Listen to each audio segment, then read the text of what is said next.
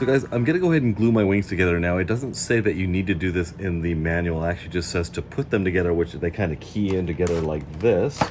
And then you put this plastic reinforcement piece in here that fixes the wings to the model. I value a very stiff wing because I do know that I'm gonna yank and bank this airplane quite a bit like it should. So I'm gonna go ahead and glue the wings together. It'll give it that much more stiffness and it'll help the spar support the wings. So let's go ahead and do that. I am going to be using weldwood contact cement. This is something you can get at Home Depot very cheaply. I think it's about $5. It acts very similarly to foam tack, which is a contact cement as well for foam. You do want to test this on your foam before you use it because some foams can be eaten by this type of cement. Most EPOs don't.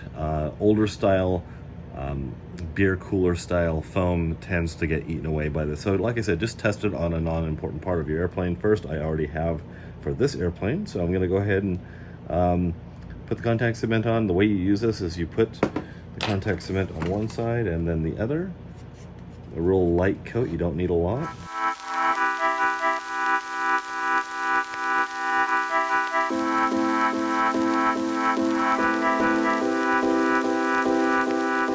Take that off. I'm going to make sure that I have my spar in because I want to make sure we have everything lined up.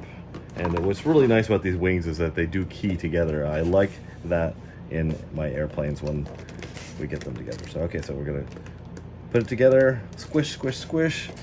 I'm going to pull it apart. And what this does is it's degassing the glue. Take it apart one time here. You can see the little strings going from both sides. You can see how strong this glue is already. So I'm going to go ahead and leave it for about, I always say like 10 minutes or so. I'm going to probably leave it for like 5 minutes. The one thing you want to make sure you do when you put these wings back together is that you absolutely get it spot on, because if you happen to get it slightly off, it's going to stay that way. Okay guys, it's been about 7 minutes and I'm going to go ahead and put the wings back together. Like I said, you want to be really careful to make sure that everything lines up perfectly. Going to go together like this. I'm going to line up both ends here. I'm going to squish this together. It's looking pretty darn good. All right, and I'm going to let this sit. Now, weldwood and foam tack are some amazing cements. You can do these repairs at the field and be flying in a few minutes. I've repaired ailerons and flaps that have gotten out of whack at the field, and put them back together and been flying in just a few minutes, which is great. So here we are. I could not pull this apart. If I wanted to, I would probably break the wing in different spots.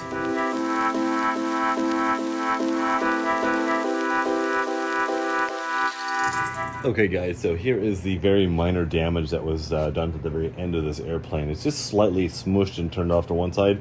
I pretty much bent it back and it's looking pretty good. This clevis here is looking a little bit bent, but I think actually I can heat that and bend it back the correct direction. Now the tailplane is very easy to put together, and I do like this when they do this to the airplanes here. We're basically going to press fit both these sections together here. This is the horizontal stabilizer and the rudder, of course. This is attached with 2 screws, which come up through the bottom and down through these holes here that made up with the tail. The one thing I like to do is look down in here to make sure there's no glue that is clogging the entryway to these screws, because I have had it before where they've been clogged and you get the plane halfway together and then you're kind of screwed. You've got to find out some way of getting around that. So the Focke Wulf, I'm just going to get going together here. So this is really interesting here. It has this little key notch section that goes into the very tail piece of the airplane here. It's going to go like this.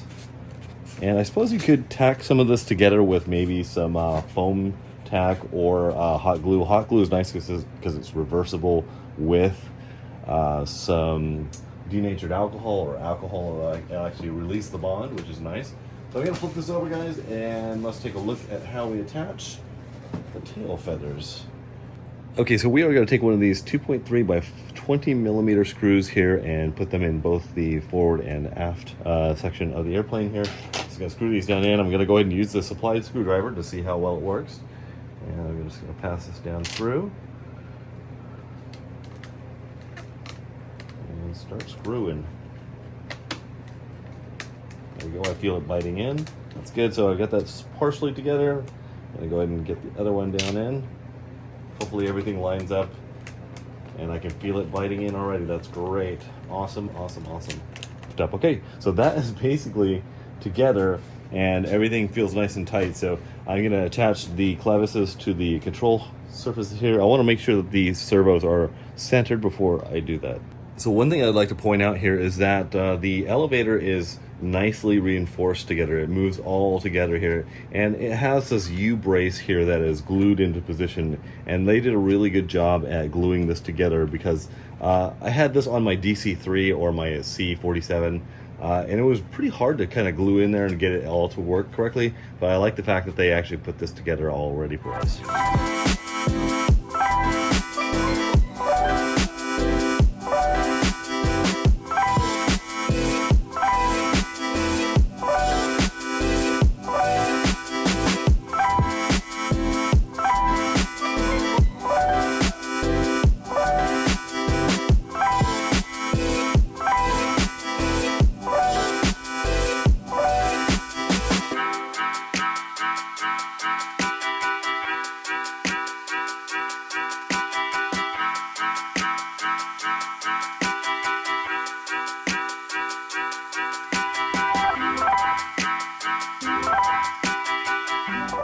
All right, so I got all the servos centered, the lights hooked up, real easy stuff.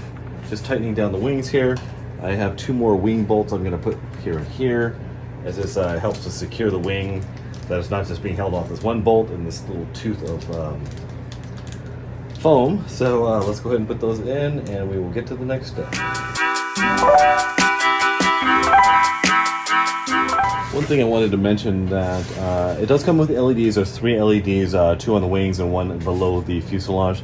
Also, this cowling comes off really easily. It's held on by magnets. Just pops on just like that. It's got some nice magnets holding it in from the inside. It's nice because you can just replace this piece of foam rather than the whole front fuselage, as long as you've only managed to damage it that much.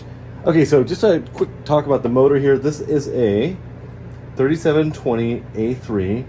500 kV motor, so it is set up for 4S. I definitely think that 3S would be too weak for this type of a model, so make sure you go at least 4S. It looks like this thing can carry a fairly large battery. I'm guessing that this battery bay will probably take up to about 3,000, maybe even 3,500 milliamp battery pack. I have a feeling that the 2200 may not be heavy enough to get the CG on this thing, but we shall see. Another quick note, you'll notice that I have not put on the canopy yet, although it does look awesome and everything. I am going to take this whole model and put polyacrylic over the whole thing. If you guys have been following my channel at all, you guys will know that I love polyacrylic. It just makes this airplane stand out as far as like the colors go. Even if let's say, didn't have that happening in World War II, whatever, if it had more of a matte finish, I'm not even really sure, but I like to have that slightly glossy finish to it. It helps to protect the models, especially from our hand oils. And let's say you've got glue on your fingers and you touch the paint and it's going to pop it right off. So it definitely helps to protect the paint from handling, because it is very, very coarse. And over time that will collect some of your dirt and your hand oils or anything else you happen to drop on your airplane. Now this airplane came with this sport receiver from Dynam, and it is the MSR66A, and I believe this actually has a stabilizer in it, but unfortunately I don't have a radio that can bind to this receiver, although I should try my T16 at some point. But I am going to go ahead and put in a Lemon RX, which is a huge favorite on my channel. I have these Lemon RXs. I put in basically everything because I do run Spectrum, and I love these stabilizers. I'm sure this one works fine, but I just don't know a lot about it. I just got done putting the finishing touches on it, and it looks like it's ready to go. So what I'm gonna do now to put the finishing touch on this airplane, and this is the same thing I do with all my airplanes that are painted like this, that have this slightly porous paint that likes to come off if you put tape on here, which after I'm done with this, it'll still come off if you put tape on there, but it's gonna give this airplane just that little finishing touch. It is Minwax is what I use. I painted over the entire airplane. It takes maybe 20 minutes a coat, and you may put 1 to 2 coats on there. So it's really worth your time to do something like this. Open pore paint like this is going to take your hand oils as you're handling the airplane. Just in and out of your car, you grab it in a certain spot, you're gonna find a dark spot on the paint. So this is gonna prevent all that. Once you get this completely min-waxed, it can be wiped down with a rag and it's not going to change the color of the paint, and over time it's just going to make your airplane look much better.